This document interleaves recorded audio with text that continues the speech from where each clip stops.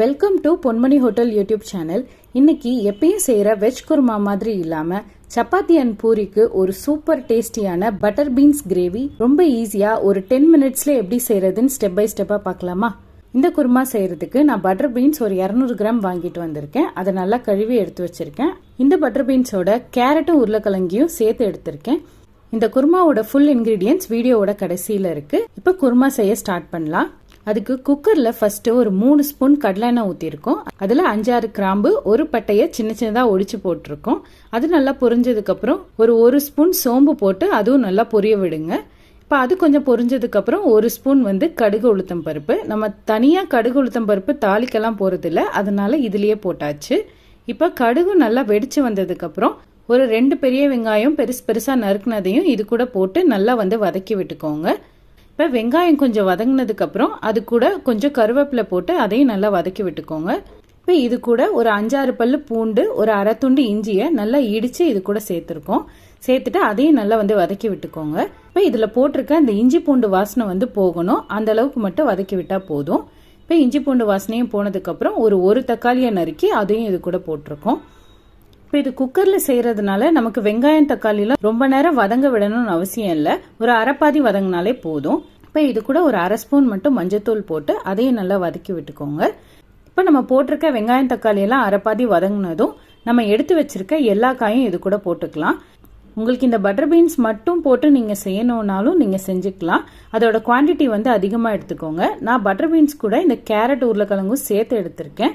நீங்க வெறும் butter beans போட்டு செய்யறதா இருந்தா நீங்க பேன்லயே கூட செஞ்சுக்கலாம், குக்கர்ல செய்யணும்னு அவசியம் இல்லை. கூட கொஞ்சம் நேரம் கொதி விட்டீங்கனாலே அது நல்லா வெந்துடும். அடுத்து இந்த மசாலா தாங்க மெயின் ஸ்டெப்பே. இந்த மசாலாக்கு ஒரு சில்லு தேங்காவை சின்ன சின்னதா நறுக்கி போட்டுட்டு 1 ஸ்பூன் சீரகம், 1 ஸ்பூன் சோம்பு போட்டுக்கோங்க. அது கூடவே வேர்க்கடலை எடுத்திருக்கேன். உங்ககிட்ட வேர்க்கடலை இல்லைன்னா நீங்க பொட்டுக்கடலை கூட யூஸ் பண்ணிக்கலாம். நான் 1 கை மட்டும் வேர்க்கடலை எடுத்திருக்கேன். அது கூடவே காரத்துக்கு 1 ஸ்பூன் தனி மிளகாய்த்தூள், அப்புறம் 2 பச்சை மிளகாவை சின்ன சின்ன நறுக்கி போட்டு குழம்பு மிளகாய்த்தூள் அதை ஒரு 2 ஸ்பூன் போடுறோம்.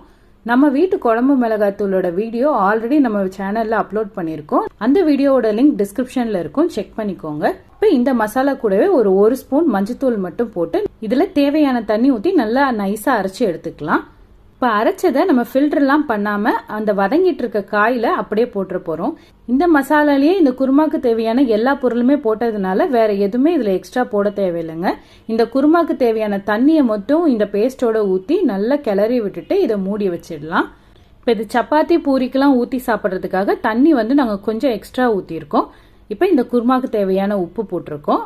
அதையும் போட்டு நல்லா கலந்து விட்டதுக்கு அப்புறம் ஃபைனல் டச்சா பெருங்காயம், அது ஒரு ஸ்பூன் மட்டும் போட்டு விட்டு நம்ம இதை மூடி வச்சிடலாம். இப்போ இதில் போட்டிருக்க கேரட், உருளைக்கிழங்கு, அந்த பட்டர் பீன்ஸ்லாம் வேகிறதுக்கு ஒரு 2லேருந்து 3 விசில் விட்டீங்கனாலே போதும்.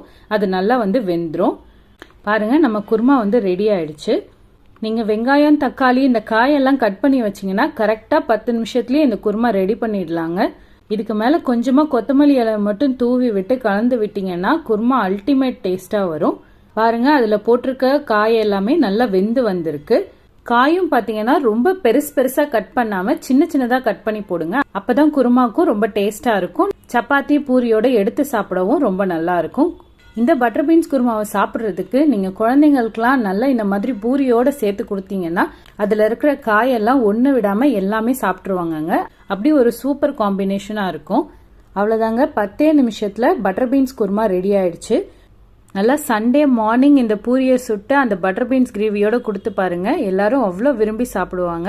கண்டிப்பா ட்ரை பண்ணிட்டு எப்படி இருந்துச்சுன்னு கமெண்ட்ல சொல்லுங்க. இந்த வீடியோ பிடிச்சிருந்ததுன்னா லைக் பண்ணி, ஷேர் பண்ணி, சப்ஸ்கிரைப் பண்ணுங்க. தேங்க்ஸ் ஃபார் வாட்சிங்.